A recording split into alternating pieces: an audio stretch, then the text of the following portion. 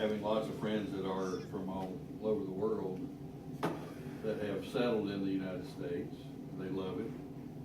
So you get that perspective, but you also get the perspective of how would you feel if a crisis happened in the United States and England resettled all of us somewhere in Australia, trying to help us.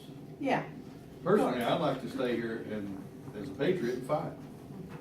yeah. That's me. But I don't. Not everybody can do that. Especially, families, and if you got children, you got to watch out for. You can't take them into the fight necessarily. Understand that. But my perspective of, wouldn't it be great to eventually that Syria is repopulated with the people we would like to, I shouldn't say, we should like to help everyone. But there's those that I would put at the bottom of the list, The ones causing some of the conflict. the ones causing the conflict for their own personal gain. Right. There's a lot of people we need to help. Well, wouldn't it be better that as soon as that gets taken care of, if it ever is, when it's taken care of, they can get on the bus and go there as opposed to on an airplane or ship, and migrate back to Israel, for example, Right. from all over the world. That word, sort of, but I don't know. I mean, I try to put myself in their place. Would I like to be nearby? Would I like to be in my environment? Would I like to be with Maybe people a that culture that's not too my different from culture- your own, yeah. And I think we're pretty good about the culture shock in the U.S. The only problem is, if I come over, I'm gonna find people like me and I'm gonna go live there. So you get the segregation thing, whether you want it to happen or not. Whether we wanna pull them out of the, we wanna bring them into the real America and not just their little pocket of an America. That's what often happens, over time. Not that we don't minister to them as Christians, but So you would be looking for a solution that would be a Christian solution, but also would be workable and favorable for America, the country? for both. Yeah, for both. Yeah. Okay. And yes, go. Excuse me. I need one person for the 9:30 hour and the 2-year-olds as a helper.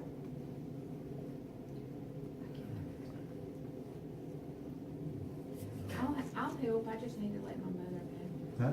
I'll help, I just need to let my mom know. Okay. All right. What room is number? 137. 137, I'll go there. Thank you. Thank Thank you. you. Thank you. I agree that we should seek those solutions, but what if we can't find them? What if there is not a solution that is comfortable both as a Christian and as a citizen? Well, if we, now, people may disagree with me on this, but if read the Bible, I think that the Middle East is always going to be in turmoil. Mm-hmm. It does not matter what, if we look back on history, it's like there's always turmoil in the Middle East, and And after being there and listening to, all the history and the different countries, and we had a special session one night where one of the Jewish guides came and talked to us about the situation. There is no answer. No. There is not, and there's that's that's the thing true. about it. well, It's- even you look at even though they're predominantly Muslim, you've got different branches of it. You've got country against country, and Right. you've always it's always been that way, and it always will be that way. and Let's so broaden this it's question just a little bit, okay? Let's Very talk about complicated. things, not just the Middle East, okay? What about, this is one, I worked in poverty law for 10 years.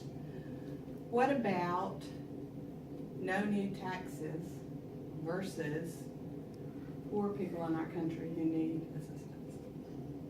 You can't have the assistance if you don't raise the taxes. That's all there is to it. I mean, everybody's wanting more services, but you can't have that without more money. As a Christian, what does the Bible tell us to do? Take care of the poor.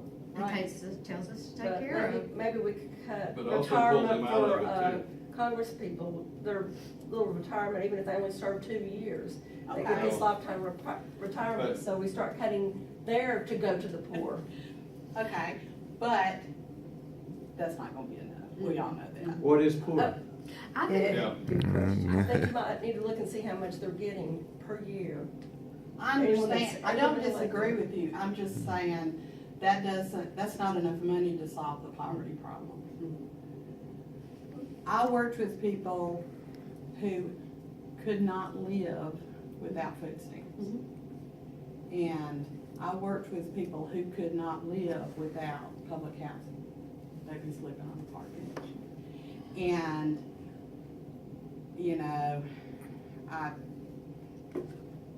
I don't wanna get in that argument with y'all. I'm That'll be a using that whole as an day's example. discussion. Yeah, that's a whole lesson, okay? Yeah, it is. My question is, if you believe that as a Christian, that poor people need help in this country, but as an American citizen in the middle class who wants, you know, a nice life, you really don't want to pay any more taxes. but doesn't the How does Bible that- say that the church is supposed to do that? Well, okay, give it to the church then. Give it to the church, I know. Churches aren't doing it, No, that's that's why, it. we have taxes, but, yeah, I mean, that would be a solution if we said, okay, First Baptist Church is going to take care of, we're a big church, 50% of the poor people in Prattville. That's gonna be our job. Well, the money obviously has to come from us, you know, because there's nowhere else for the church to get money. I mean, okay, give money to the poor. My point is, how do you reconcile these conflicts between your citizenship, your self-interest, and what the Bible tells you? Because the Bible's pretty clear about what it says. I mean, we can nitpick it. Oh, I'm a good nitpicker. I can nitpick it real good. But, how do we reconcile that? Shouldn't we be raising those people out of poverty, Sure. not by Not continually support them. not continually Poverty. supporting Okay. that lifestyle? That comes as a generational part. I agree, absolutely, I agree. It's So- hopeless, poverty is Education. hopeless, okay? When But it still costs education. money. It's, The Jerusalem church went broke helping their widows, their indigents. and Yeah, They went broke and had, special offering had to be taken for them, for those. Yet there was poor in those environments, also Corinth and others. And so evidently, whatever the Jerusalem church was doing, didn't work. well, I don't know, it worked for some of them. Well, it worked, yeah, it worked. And the But they- larger church Which ones? supported and helped them. which ones? Well, do you think everything the Jerusalem church did was futile, Well, there was poor in Corinth. right? In the Corinthians, nothing was said about what they were doing for the poor in Corinth Right? or in Ephesus. And they were collecting money and sending it to Jerusalem. But there was a different purpose for that, all that money going. It was not the larger church helping, it was the larger church helping the central church in Jerusalem. But there was poor all around those other communities. Right? And they were not, there's nothing said about helping those. But you don't know that they didn't either. I mean, maybe they were. We were able called to- on to help the poor individually. Love your neighbor Mhm. as yourself, the second commandment. You know, we've got so many excellent resources around, and we've been big supporters of the Montgomery Food Bank, Mhm. and trying to go a little bit in locally in Otago County. Yeah. Yeah, Strong interfaith That one. Care Center. Yeah, that one. Yeah. Center, thank you, Care- Care Center, AICC. Yeah. And that has become a big thing that we, in focusing, because you know that the funds there is staffed by volunteers, and that Which is a way of giving. absolutely it is, and I guess it's one of those deals we always have the discussion, and especially from a family of educators with a wife and a daughter and a son who are all educators, is how do we solve the problem? I mean, Jesus said the poor are always going to be with you. Well, I think you just said something real important. And probably, Joe, that goes back to some of the things you said. Does the Bible say to solve the problem? It doesn't. I mean, I think you're right. I think you're both right. I don't think We're in a it's- fallen world. That's And right. Yeah. Right. Just like the crisis in the Middle East, it's never gonna be solved, we're always gonna have poor, Right. widows. But we poor. should help, we should help whom we can. We're called to help those that we can help, but we're not called to solve the problem necessarily. Yeah. And where do we draw the line between selfishness and helping? You know, maybe I think, I've got an extra 20 this week and I'll help, you know, because I can still do everything I want to do, you know, take my grandson. Well, to the I'll vet. ask in generic, Okay, well, you got an extra 20. Well, could you cut back? All right, and Yeah. I say, oh, that's wonderful. But you would have had 40 if you cut back on your phone plan. Because I talked with someone who does try to help some people. You know, the priorities for spending money for the so-called, for many of those that are receiving welfare and all, is, number one, it's not food. It's not shelter, it's the phone bill. They Okay. have, Cell phones, they gotta have that. they gotta have a cell phone. but I have a cell phone too. So my question is, how much do I give up of what I have and what I like having to help somebody who has less? And I think it goes back to that God sees our heart and knows what our heart is, Between and each of us and God. I'm not gonna tell y'all. it definitely is. But I think all of us have seen the way, and while some of the funding for the taxes that we pay that goes and reaches the need, but I think we can all talk about what we see that people that are getting funding, that they don't really, they're not trying to do anything themselves to raise themselves up. That's true of some, but And it's then you not got the true case, of all. I got a niece, she's on second, she's not married, but she's got two children, two different fathers. She's doing it to milk the system, milk her family, and milk whatever else, because she still hasn't been able to hold down a job. Okay. In other words, she hadn't, so to speak, she's avoiding doing what she can to support herself. That's It's, responsibility. I have family members too, I know what you're saying. Yeah, We all do. Yeah. Yeah. and the question system is- encourages that, and that's, Well, let's take it out of the system. Let's go back to what, Barbara, were you the one that talked about the churches helping? Mhm. Okay, let's put it there. Pretend there's no system. Is it our job to make poor people do right, or is it our job to do what God tells us to do? That's right, it's not our job to make them do right. 'Cause It is not. You're right, they're not going to. Several Well, years, Excuse me, some of them aren't going to. Mhm. Some of them work real hard, and I had clients when I worked at Legal Services who did an amazing job of financial management. I mean, better than anybody in this room, because they lived on $623 a month. But these particular family member, we're talking money. What they need is more than money. Maybe Christ, but they need to practice responsibility.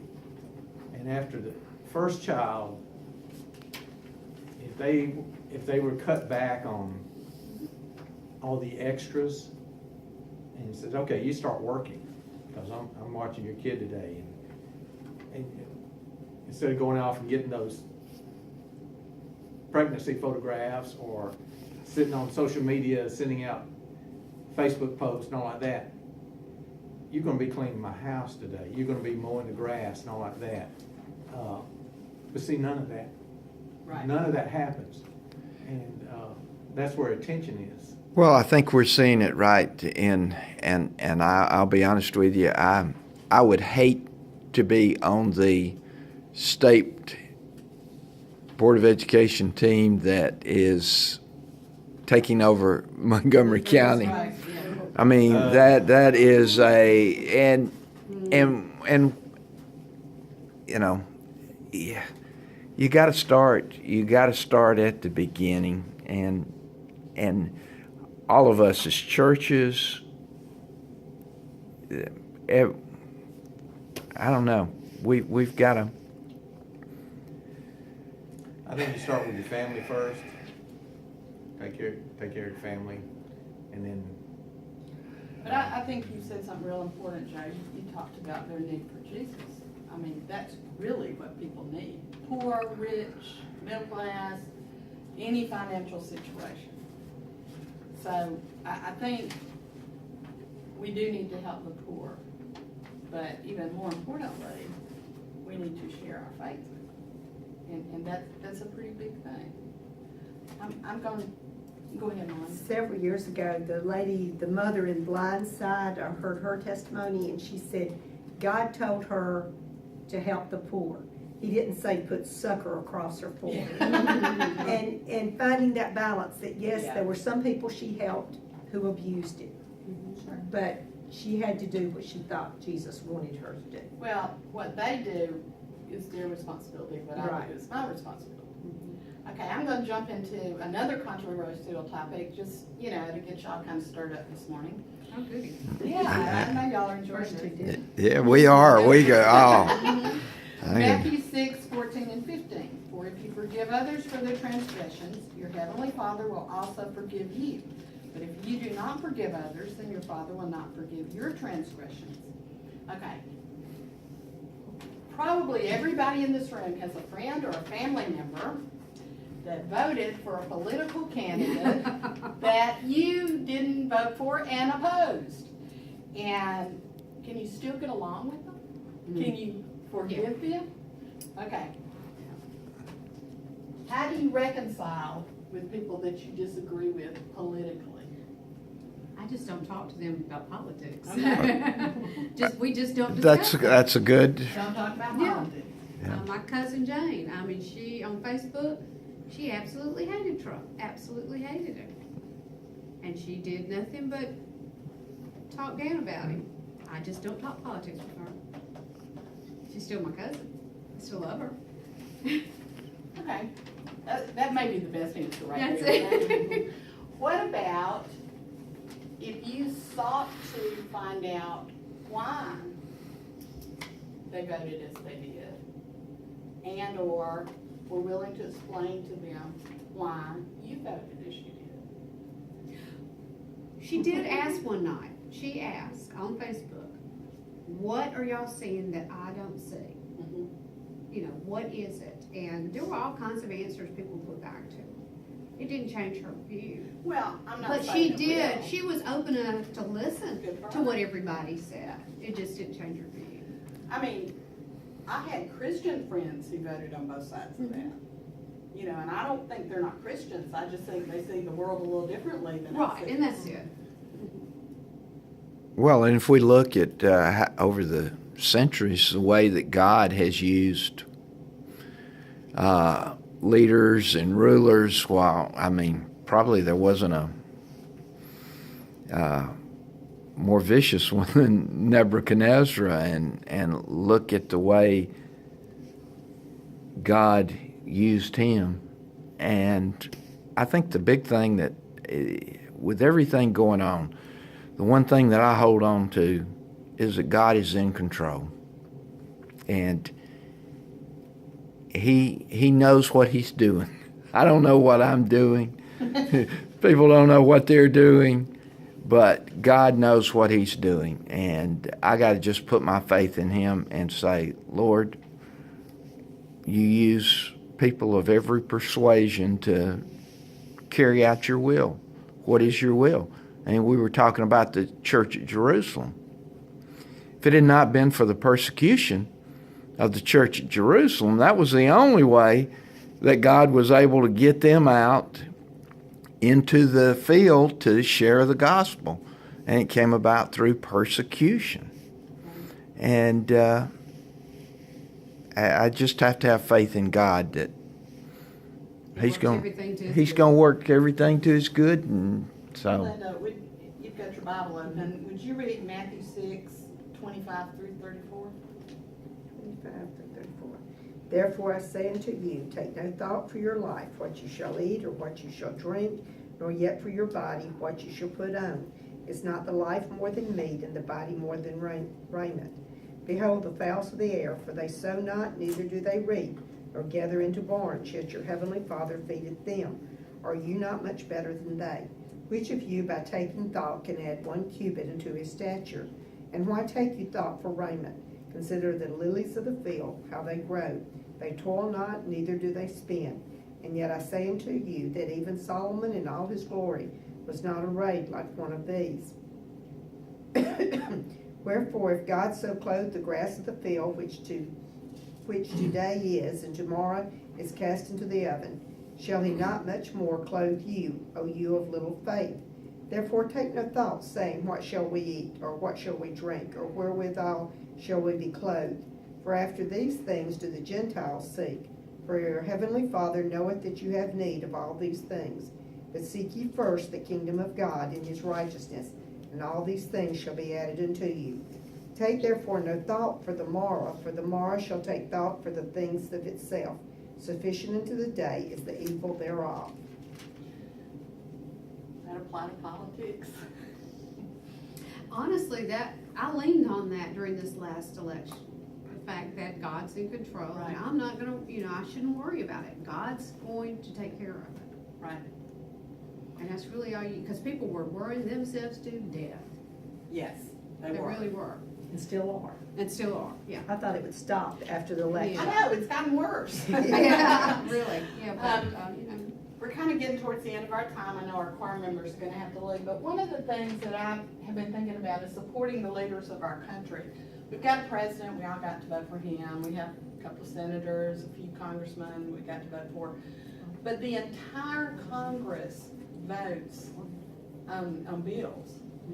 So people I didn't elect, and I have no input into electing, are making decisions that affect me. So, most of the time when I think about praying for political leaders, I usually think about praying for the ones that I get to vote for. But there's a whole group of folks in there that I, as a citizen, I don't get to input on. As a Christian, I do, through prayer. So I just, that's a little extra for you. Though there is one senator that was appointed and we didn't vote for it. Well, that's true. But we voted for the person, voted Unfortunately. on the person, in the race, the person who appointed him. Yeah, and have the last one. Yeah, well. I pray a lot for the Supreme Court, and nobody gets to vote on those, Exactly. really. That's But exactly yet, right. What they're a, appointed, yeah. what a big Yeah. power they have. And the court is more and more powerful as we go along. I mean, that's a process that's been going on probably about 40 years, that the Supreme Court is taking a larger and larger role in making decisions. Okay, last comments. Anybody? We've had a good discussion. I've enjoyed hearing it. And y'all know there are issues I feel strongly on. I've tried to hold myself back. Joe, you came in a little late. I'm in seminary and I'm teaching this for a class, so y'all get to grade me today. And I appreciate y'all's participation and be nice, but not too nice, because I need to know, where I need to improve. Next week, we'll do this again. A little bit different. We're gonna talk about the Sermon on the Mount some more. But let me pray for us. Father, we come before you as friends and church members, and we just thank you that we've been able to discuss some kind of ticklish and controversial things here as friends. And we appreciate the fact that we have that opportunity. We thank you for always being in control, for giving us the guidance we need, Father. And we just pray that we will draw closer to you and that we will exercise our relationship with you to make decisions that glorify you and that give us the ability to be a light to the world, Father. We pray that everything we do will glorify you, that people will look at us and say, yes, that's a Christian, because we are your logo, and we pray for all our members as we live our lives this week, that you will guide us and protect us. And we ask these things in your Son Jesus' name. Amen. Amen. Okay, you turn it over.